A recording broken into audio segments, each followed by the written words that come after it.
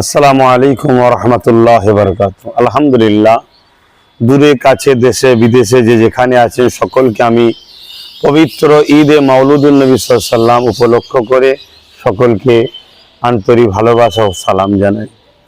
রবিউল আউয়ালের মাস চলছে, আগামীকাল শুক্রবার আলহামদুলিল্লাহ পবিত্র রবিউল আউয়াল শরীফ 12 রবিউল আউয়াল।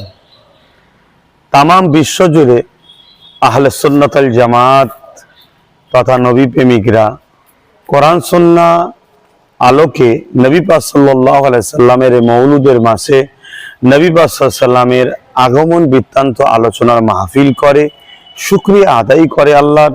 এবং আল্লাহ পাক কোরআনে বলেছেন, তোমরা আমার নিয়ামতের শুকরিয়া আদায় করো, আমার নিয়ামতের বেশি বেশি করে প্রচার করো এবং আমার রহমত ও ফজল পে তোমরা আনন্দ খুশি করো।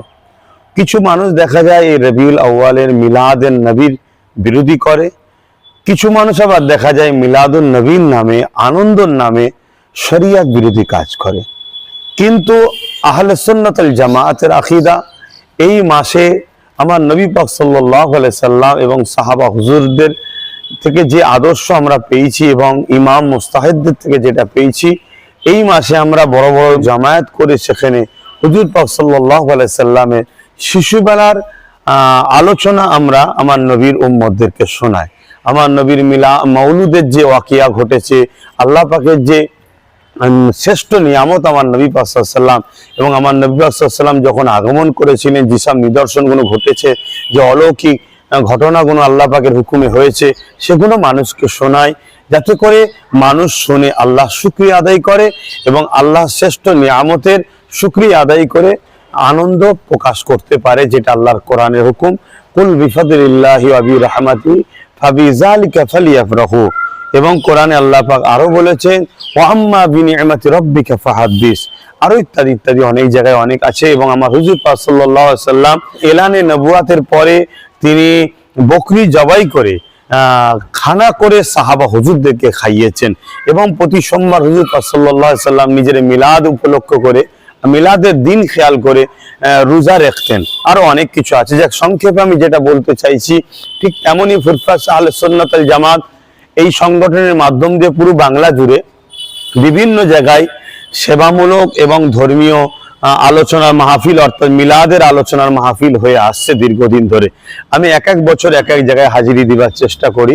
ঠিক তেমনই ভাঙড় শাখা কমিটির পরিচালনায় ঘটকপুকুর রিলায়েন্স পাম্পের উল্টো দিকে দীর্ঘ বছর ধরে ফুরফাস আহলে সুন্নাত আল জামাতের ভাঙড় শাখা কমিটির পরিচালনায় ঈদে মিলাদুন নবীর মাহফিল হয়ে আসছে, অর্থাৎ হুজুর পাক সাল্লাল্লাহু আলাইহি সাল্লামের মাউলুদের আলোচনার মাহফিল হয়ে আসছে, মাউলুদ কেন্দ্রিক যে ওয়াকিয়া সে আলোচনার মাহফিল হয়ে আসছে। গত বছর তার আগে বছর আমার আব্বাজান হুজুর পীর কেবলা গিয়েছিলেন, আমি অন্য অন্য জায়গায় যেতে হয় বিভিন্ন বছর বিভিন্ন জায়গায়।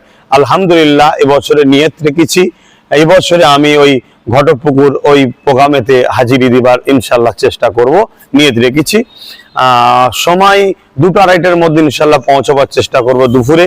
আমার নবী প্রেমিক যারা আছেন প্রত্যেককে আমি খুলে আমভাবে দাওয়াত দিচ্ছি, আসুন আমরা সকলে আল্লাহর নিয়ামতের শুকরিয়া আদায় করব, আল্লাহর নিয়ামতের তাহদিস করব, প্রচার করব আমরা, কেন আল্লাহ হুকুম করেছে।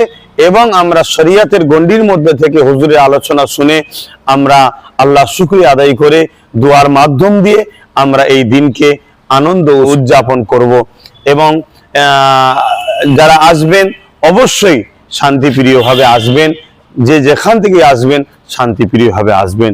আশা রাখছি আপনারা সকলে দলে দলে ওই হুজুরের যারা ভালোবাসার মানুষ আছে হুজুরের ভালোবাসায় সকলে আসবেন।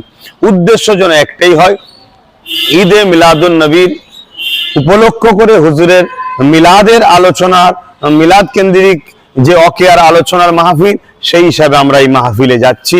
এই উদ্দেশ্যে আপনারা সকলে আসবেন, এটা মাথায় রাখবেন, পাক পবিত্রভাবে আসবেন। ইসলামী মাহফিলে যেভাবে আসা দরকার শরিয়তকে খেয়াল রেখে সেইভাবে আসবেন। সকলের সুস্থতা কামনা করি।